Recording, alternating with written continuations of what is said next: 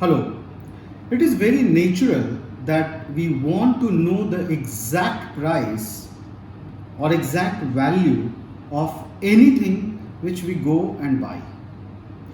Let's take an example.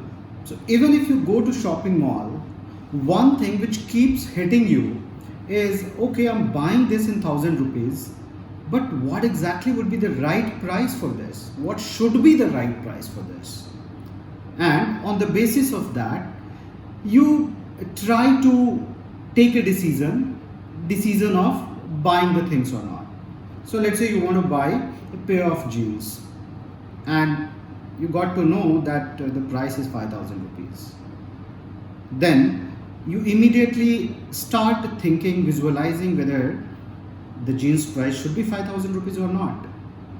Will actually the manufacturing cost will be this much, or you are just buying for the sake of brand? Well, on cognitive level, you keep thinking about these things every time you do a purchase decision. Similar thing happens, or I can say same thing happen exactly when you go to stock market to buy something.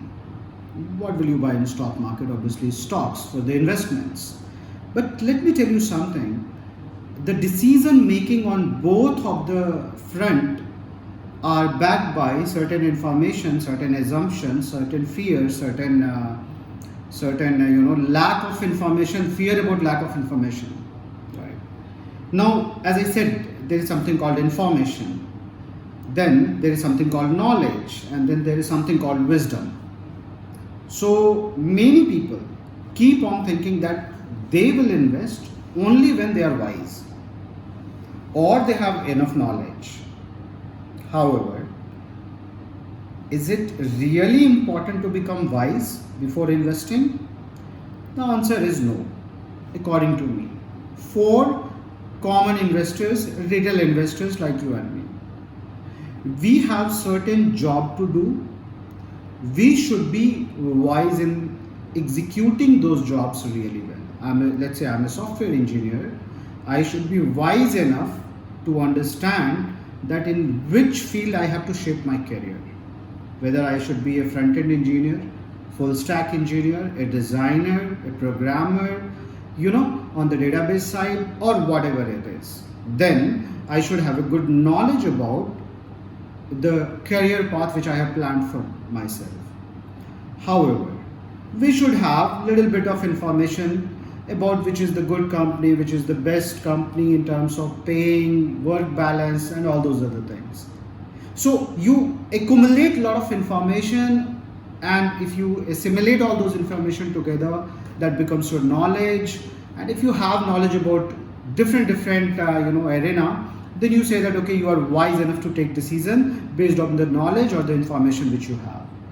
Similar thing happened in the stock market. You have two choice. One, you should be wise. Good. Warren Buffett is wise. Rakesh Jhunjhunwala is wise. You should have information. What should be the information? The information should be whether this company is a good company in terms of treating its employees or not.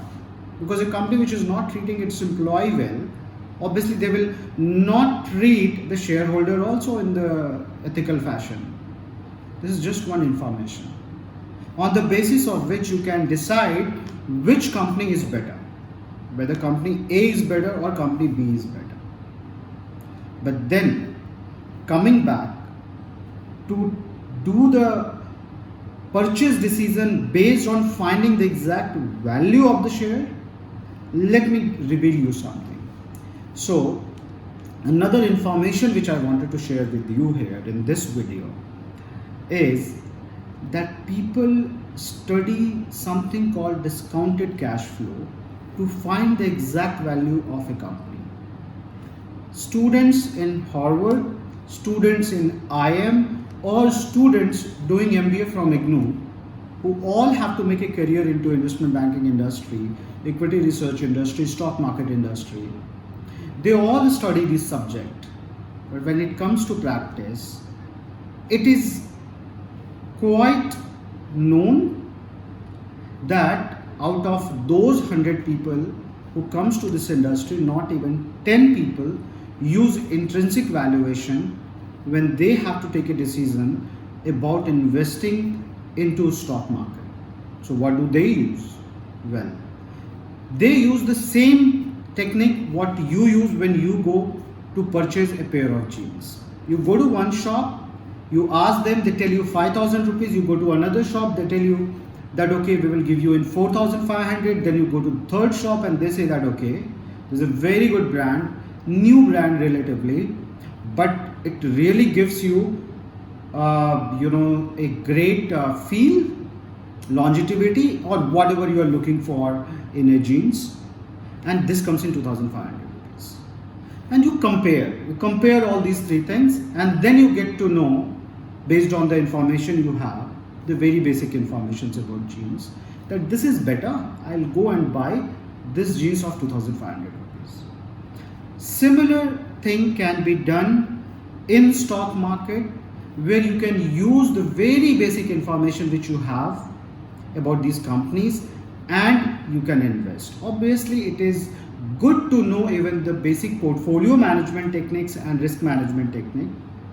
However, it is not really a great idea to stay afraid of getting into stock market just because you feel that without knowing the intrinsic valuation methods, it will be not a right call to get into stock market.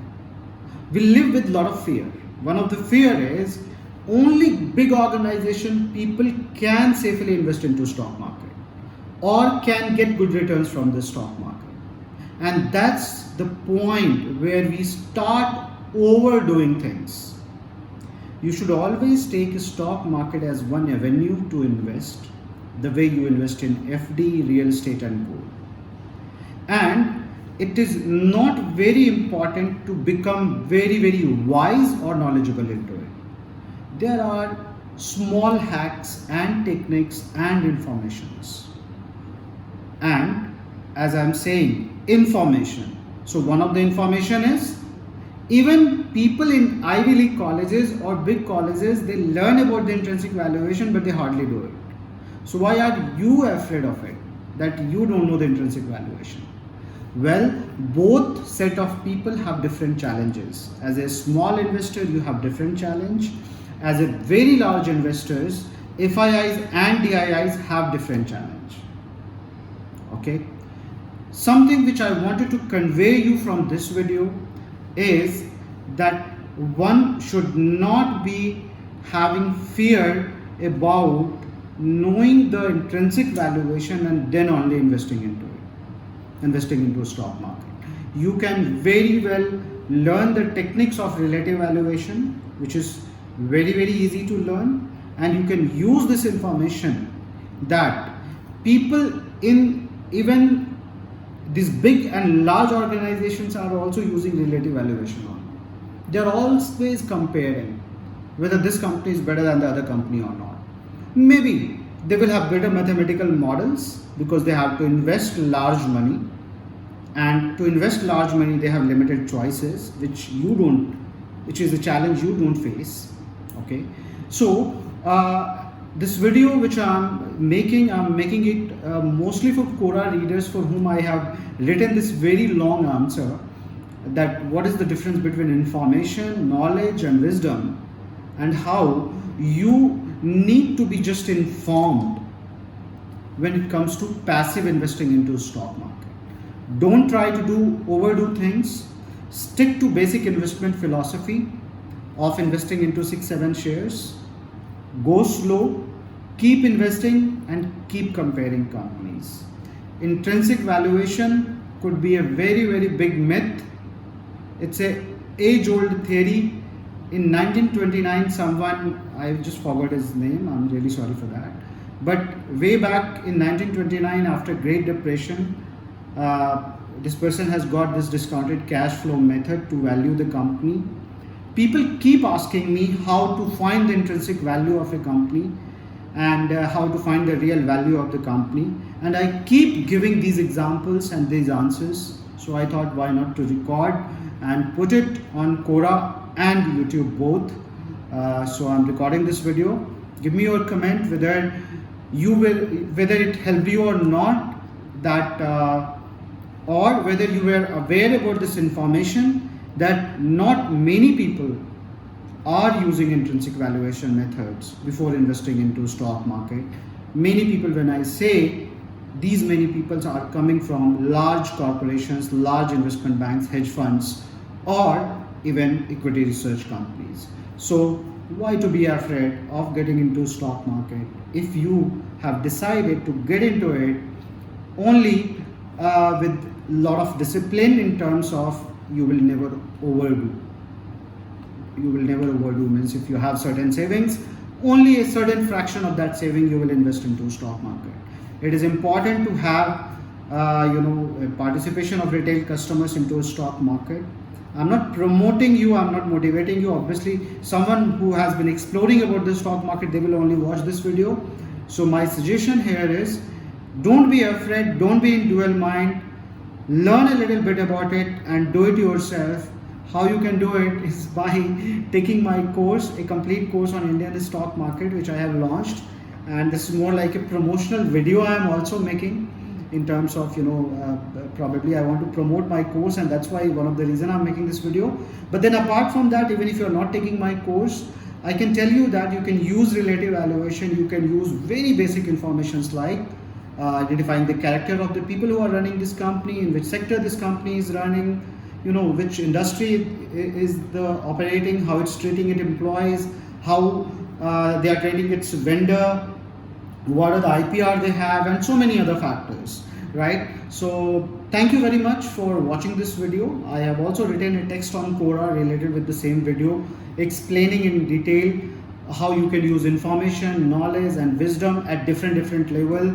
And as a passive investor, you may not have a great knowledge, or you may not be very wise, but still can be successful with basic information, that how you should invest, how much you should invest, and what are the fear you should never have into your head and be into dual mind. Well, thank you very much for watching this video.